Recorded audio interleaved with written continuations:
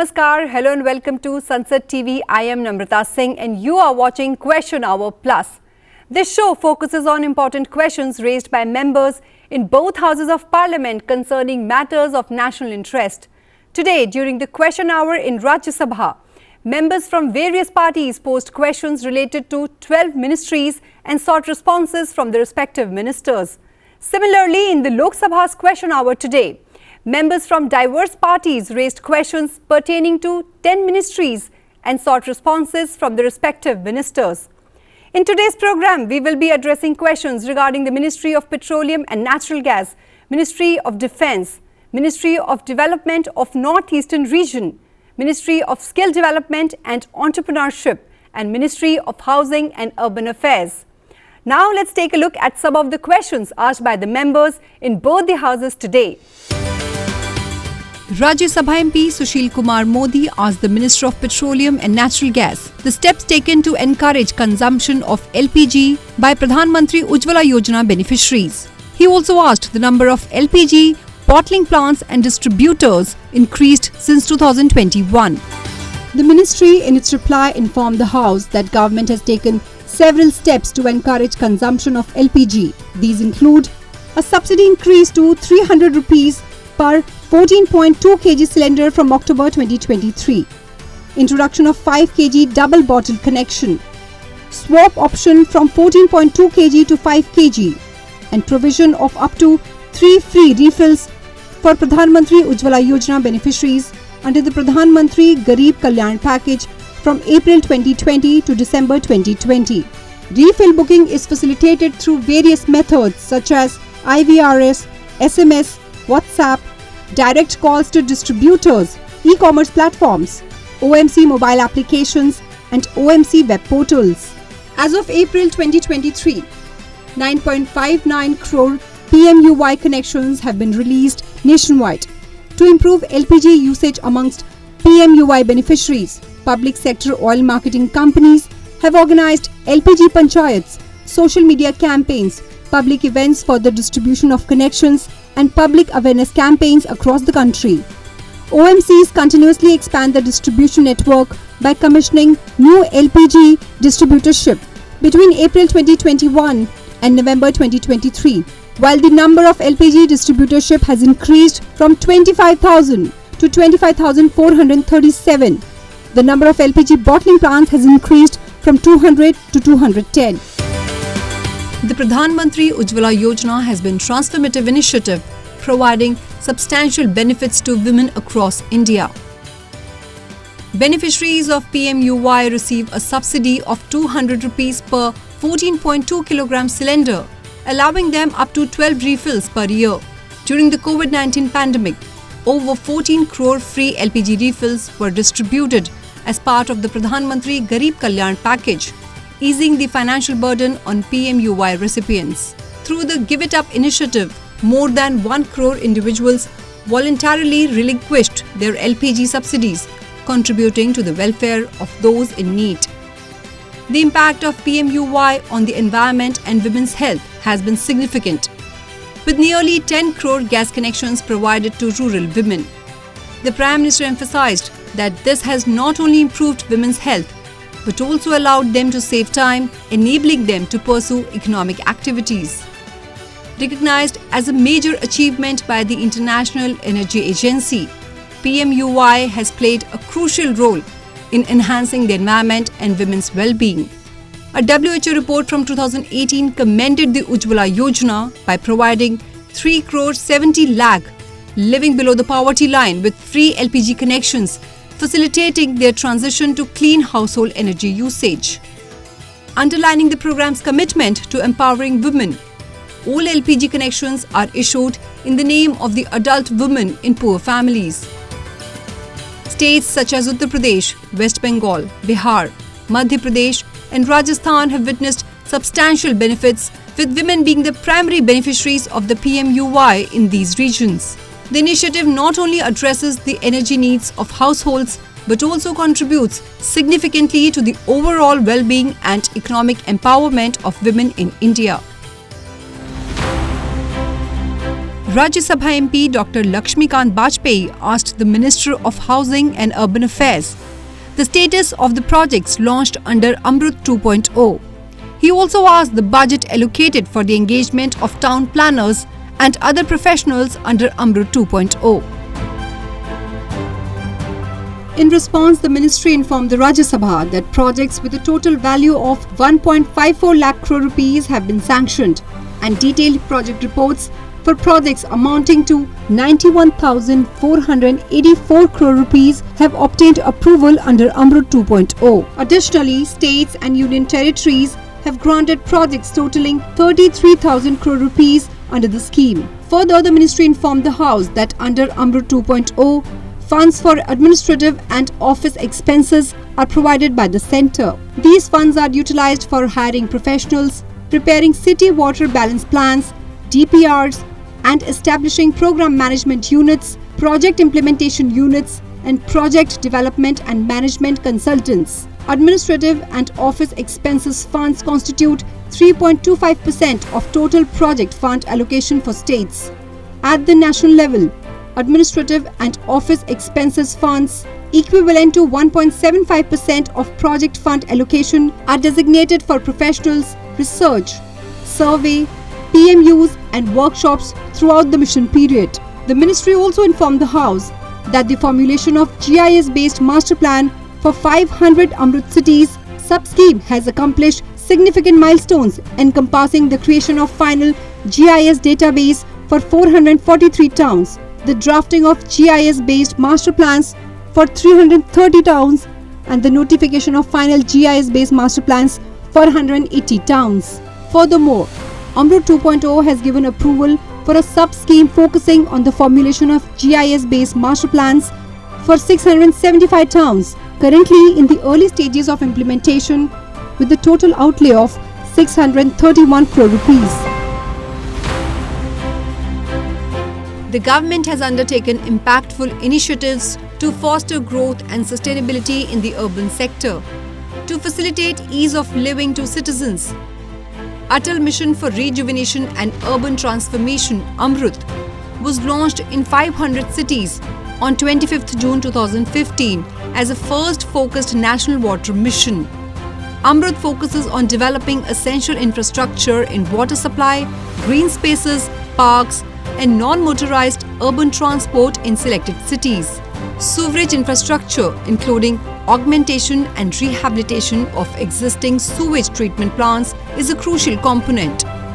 The mission has contributed in reducing disease load and an enhanced quality of living, particularly for women. As of July 2023, AMRUT has provided 172 lakh water tap connections and 135 lakh sewer connections, surpassing the targeted numbers. To carry forward the objective of universal coverage of water supply from 500 cities to about 4,902 statutory towns, AMRUT 2.0 was launched on 1st October 2021. AMRUT 2.0 is a step towards Atmanirbhar Bharat with the aim of making the cities water secure and providing functional water tap connections to all households. The mission targets 100% sewage and septage management in 500 cities. Projects under AMRUT 2.0 include 3,126 water supply projects and 501 sewerage and septage management projects. The sub-scheme on formulation of Geographic Information System-based master plan for 461 AMRUT cities has made significant progress, with final GIS-based master plans notified for 180 towns. Under AMRUT 2.0, a sub-scheme on formulation of GIS-based master plans of Class 2 towns with the population of 50,000 to 1 lakh was also launched for 675 towns. A pilot scheme for preparation of town planning scheme and local area plans was launched under AMRUT for 25 cities. Urban planning reforms have been incentivized through schemes like the Scheme for Special Assistance to States for Capital Investment. In 2022-23, over 4,000 crore rupees were released to 12 states for reforms such as modernization of building bylaws and transit-oriented development. The 2023-24 scheme, with an allocation of 15,000 crore rupees, focuses on strengthening the urban planning ecosystem and promoting in-situ slum rehabilitation among other components. Overall, these initiatives showcase the government's commitment to enhancing urban living conditions and fostering sustainable development nationwide.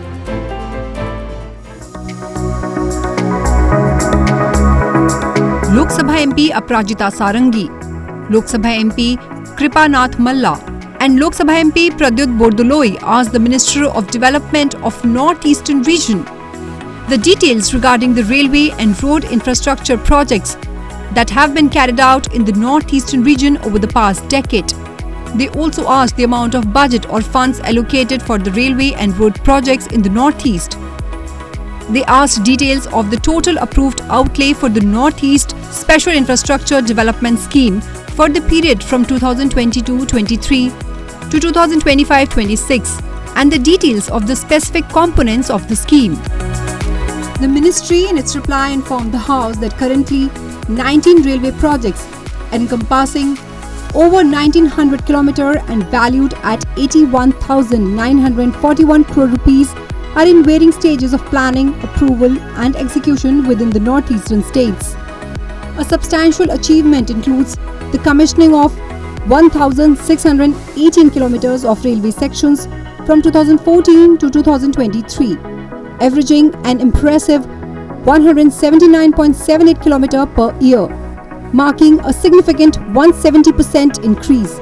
Of these, 482 km have already been successfully commissioned, incurring an expenditure of 37,713 crore rupees as of March 2023. The ministry informed the Lok Sabha that in the realm of road infrastructure, 4,950 km of the national highway network have been diligently developed over the past 9 years at a cost of 41,459 crore rupees in the northeastern region. Complementing this, 77 road projects have been sanctioned, totaling of over 3,300 crore rupees. The ministry further informed the House that an allocation of 2,491 crore rupees has been earmarked for the Northeast Special Infrastructure Development Scheme Road and Northeast Special Infrastructure Development Scheme Other for the fiscal year 2023-24. The ministry also informed that from 2014 onwards, there has been a significant surge in the budget allocation, marking a notable 68.84% increase in funding to the Northeast region within the last 3 years.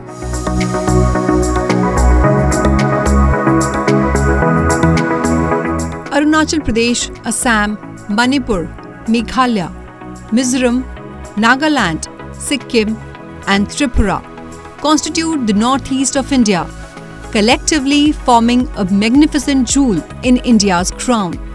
Over the past decade, the region has experienced a tidal wave of transformative changes. These include the national highway length in the northeast has surged by over 32% from 11,000 km in financial year 2014-15 to 14,400 km in financial year 2022-23. An investment of over 41,000 crore rupees developed 4,950 km, fostering essential connectivity and paving way for tourism growth. Implementation of 20 national waterways and projects exceeding 800 crore rupees heralds transformative transportation solutions in the northeast. The addition of 7 new ports, 2 waterway route extensions, and the initiation of RORO and RO-PAC services under Protocol on Inland Water Transit and Trade accentuates the region's inland waterways transport, furthering the region's potential for international trade.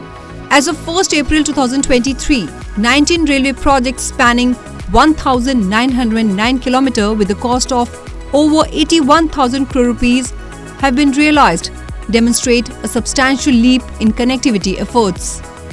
Nagaland received its second railway station on the Dhanshri-Shokhvi line after a gap of more than 100 years, fostering socio-economic activity in the state. The Dimapur station, inaugurated in 1903, now enjoys new line connectivity, strengthening socio-economic ties and cultural bonds between Nagaland and Arunachal Pradesh. The launch of passenger train services from Shokhavi in Nagaland to Naharlagun in Arunachal Pradesh commenced in August 2022, facilitating travel for work, education and healthcare. The commencement of the first passenger train from Mehndi Pathar in Meghalaya in November 2014 marked a pivotal moment in rail connectivity. The Jan Shatabdi Express connecting Agartala-Jiribam-Agartala, launched in January 2022, reduced travel time between the cities by half, enhancing connectivity to historic towns. Launched in May 2023, the semi-high-speed train covering a distance of 411 km in 5 hours and 30 minutes connects Guwahati and New Jalpaiguri. This significant railway project is the first between the northeastern states and Bangladesh. The link will provide additional connectivity between India and Bangladesh, encouraging trade between the two nations. Enhancing connectivity with Bangladesh, this rail line project facilitates trade and transportation between the two nations. Moving on to infrastructure expansion, projects like the Khulna-Mongla Port Rail Line, Maitri Super Thermal Power Plant Unit 2, Airports Development, Advanced Landing Ground at Zero, National Highway Development, Inland Water Transport Investment, Indo-Bangladesh Water Transit, Kaladan Multi-Modal Transit Transport Project and connectivity to Chattogram and Mongla ports signify a holistic approach to infrastructural development in the northeast region. Finally, in terms of river connectivity, leveraging routes including Brahmaputra, Barak, Ganga Bhagirathi Hooghly, Sundarbans and Indo-Bangladesh protocol routes emphasizes the efficient utilization of inland water transit and trade. From rails to waterways and from roads to airports, these advancements extend beyond more connectivity. They represent the vital arteries of progress. They breathe new life into the region by fostering enhanced international and regional trade and commerce, ultimately shaping the future of the northeastern region.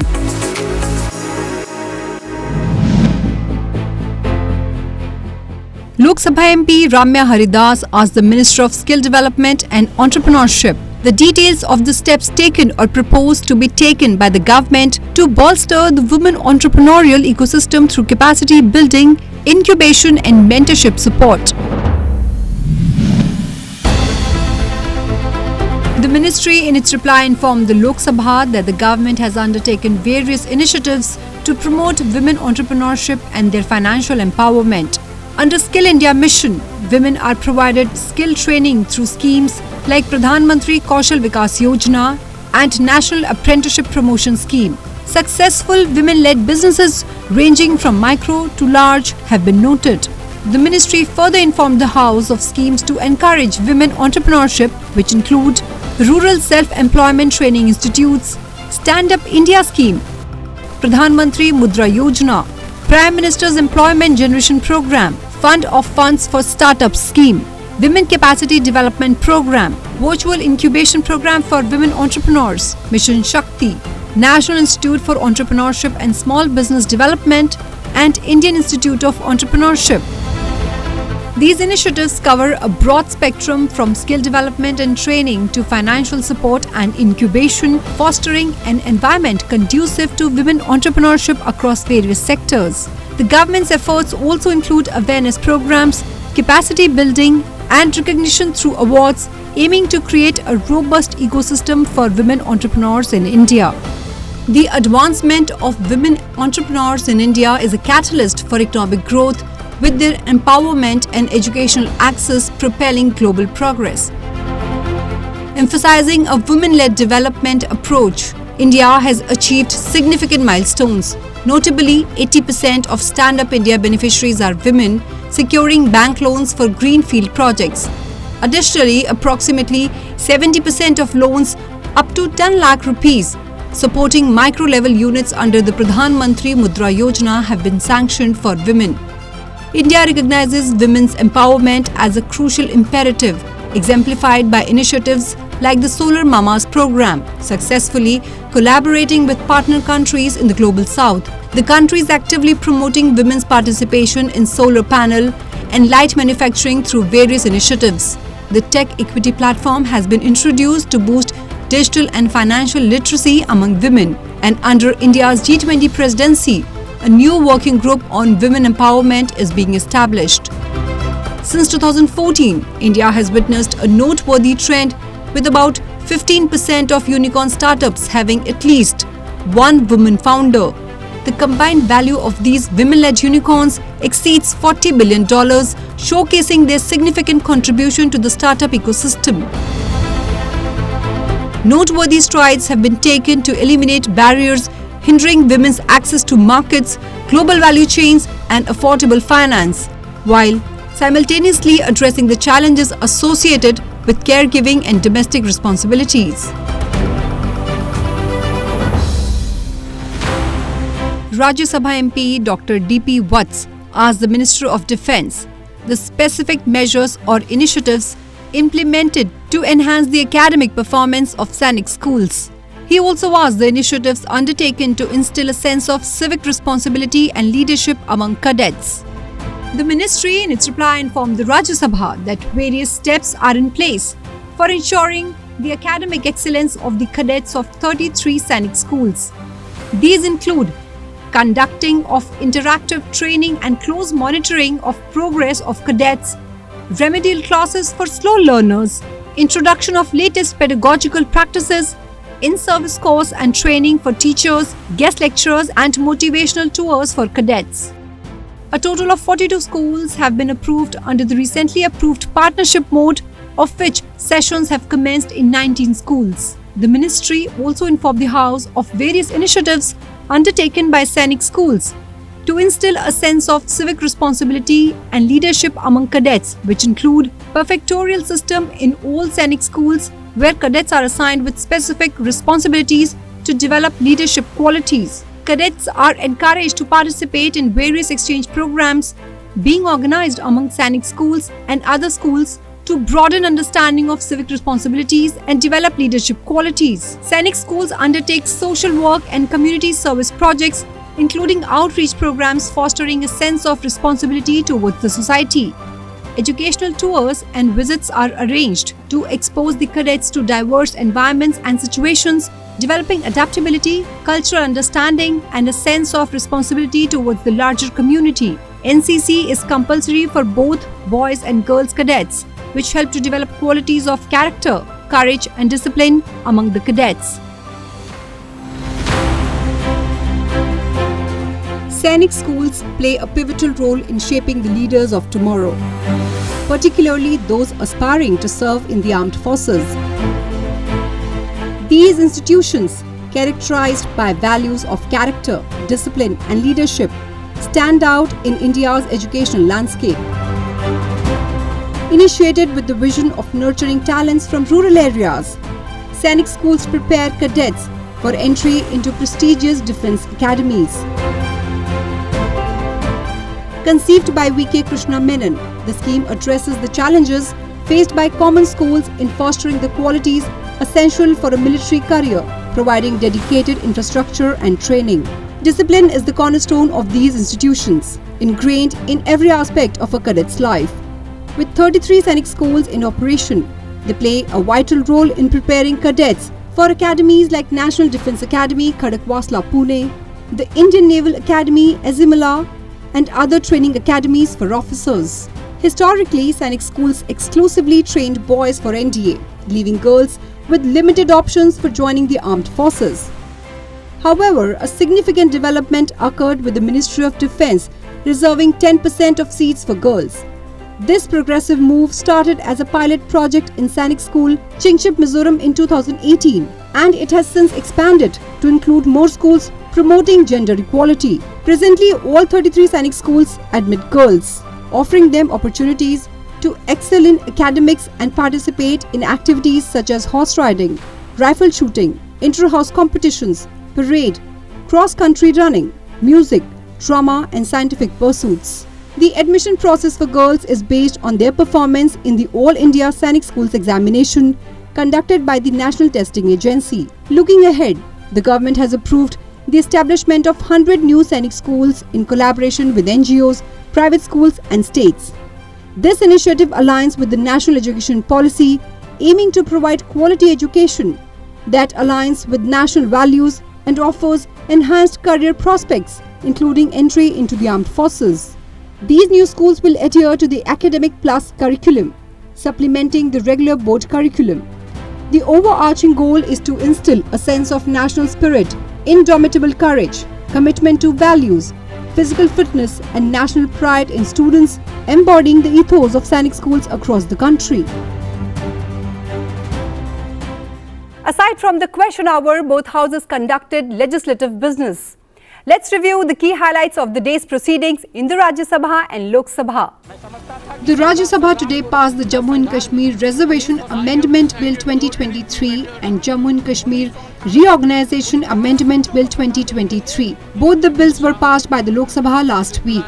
Replying to the discussion on the bill, Home Minister Amit Shah hailed the Supreme Court verdict upholding the validity of the centre's decision to abrogate Article 370 that granted special status to Jammu and Kashmir. Members cutting across party lines took part in the discussion.